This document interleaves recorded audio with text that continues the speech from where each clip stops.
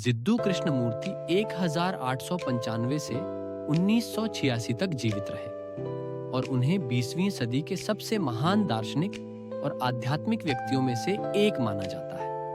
कृष्णमूर्ति ने किसी जाति, राष्ट्रीयता या धर्म के प्रति कोई निष्ठा नहीं जताई और वे किसी परंपरा से बंधे नहीं थे।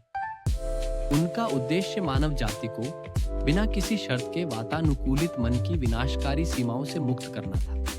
लगभग 60 वर्षों तक उन्होंने दुनिया की यात्रा की और 1986 में 90 वर्ष की आयु में अपने जीवन के अंत तक बड़ी संख्या में श्रोताओं के सामने सहज रूप से भाषण दिया। उनका कोई स्थायी घर नहीं था, लेकिन जब वे यात्रा नहीं कर रहे होते थे तो वे अक्सर ओझाई, कैलिफोर्निया, ब्रॉकवुड पार्क, इंग्लैंड और चेन्नई, भारत में रहते थे। अपने भाषणों में उन्होंने लोगों को आत्मज्ञान के माध्यम से खुद को बदलने की आवश्यकता बताई, दैनिक जीवन में अपने विचारों और भावनाओं की सूक्ष्मताओं के बारे में जागरूक होने के द्वारा, और इस आंदोलन को संबंधों के दर्पण के माध्यम से कैसे देखा जा सकता है।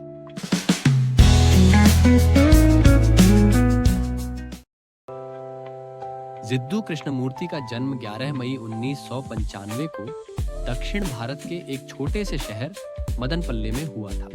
उन्हें और उनके भाई को उनकी युवावस्था में डॉ एनी बेसेंट ने गोद ले लिया था, जो उस समय थियोसॉफिकल सोसाइटी की अध्यक्ष थी।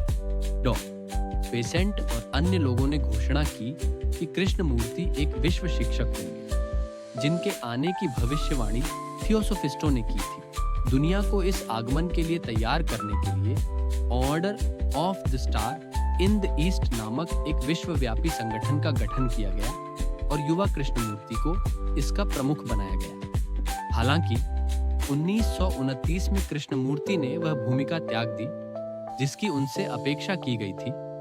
उन्होंने अपने विशाल अनुयायियों के साथ ऑर्डर को भंग कर दिया और इस कार्य के लिए दान की गई सारी धनराशि और संपत्ति वापस कर दी। उन्होंने थियोसोफिस्ट के प्रमुख के रूप में इस्तीफा दे दिया और धार्मिक या आध्यात्मिक संगठन की किसी भी धारणा से सभी संबंध तोड़ लिए। इसके तुरंत बाद एक मूल कथन आया, जिसका सारांश इस प्रकार था: सत्य एक पथहीन भूमि है। मनुष्य किसी संगठन, किसी पंथ, किसी सिद्धांत, पुजारी या अनुष्ठान के माध्यम से, किसी दार्शनिक ज्ञान या मनोवैज्ञानिक तकनीक के माध्यम से उस तक नहीं पहुंच सकता। उसे इसे संबंधों के दर्पण के माध्यम से, अपने स्वयं के मन की सामग्री की समझ के माध्यम से, अवलोकन के माध्यम से खोजना होगा, न कि बौद्धिक विश्लेषण या आत्मनिरीक्षण विच्छेदन के माध्यम से।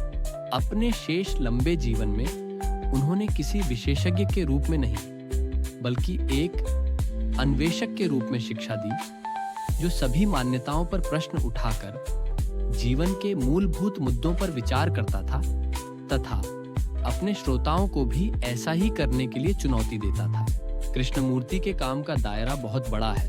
कुछ लोगों का अनुमान है कि इसमें 100 मिलियन से ज्यादा शब्द हैं। दुनिया भर में कमोबेश 60 साल तक बिना किसी रुकावट के उनकी रचनाएं प्रकाशित हुई।